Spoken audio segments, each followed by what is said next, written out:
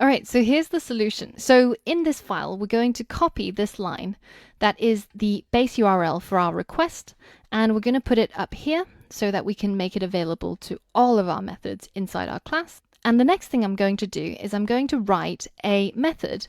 Now you can call your method whatever you want, but I'm going to call it request info.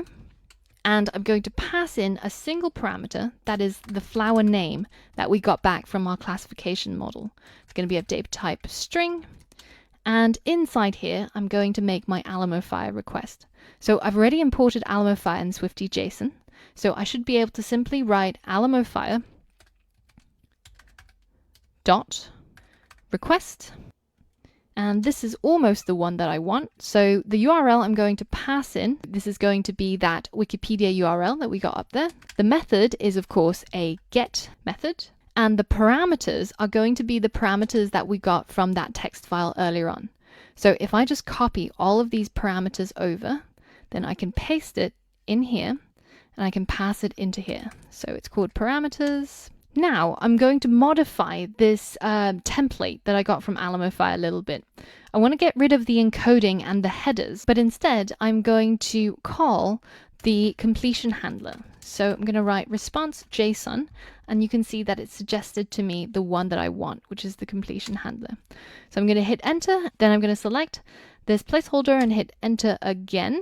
And the data I get back, I'm just going to call response. And then inside the closure, I'm going to check to see if the response was successful. So if response dot result dot is success, then I will print got the Wikipedia info. And finally, all we need to do is just to print the response into the debug console. All right, so we're almost done.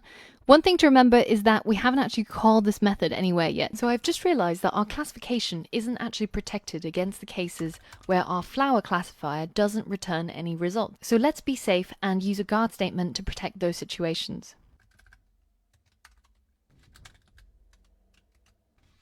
So after we've gotten back our classification identifier, then we're going to pass this in as the flower name. So that is going to be the title that we're going to pass into the URL.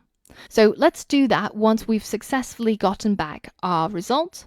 And I'm going to call this method request info. So because we're inside a closure, as denoted by the in keyword, then we're going to use self in front of all our method calls. So self.requestInfo, and the flower name is going to be classification.identifier. All right, cool. So that's done. And we're ready for a spin.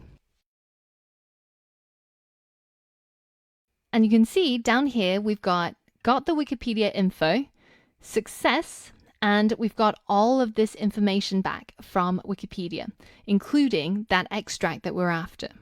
All right, so well done if you managed to get here by yourself. If not, or if there's anything confusing, have a look back at the lessons where we covered Alamofire and HTTP requests. And if you're still stuck, then be sure to start a thread in the question and answer section, and we'll try and help you out. In the next lesson, we're going to go in and parse all of this JSON using Swifty.json so that we can grab out our extract and display it inside a label. So I'll see you there.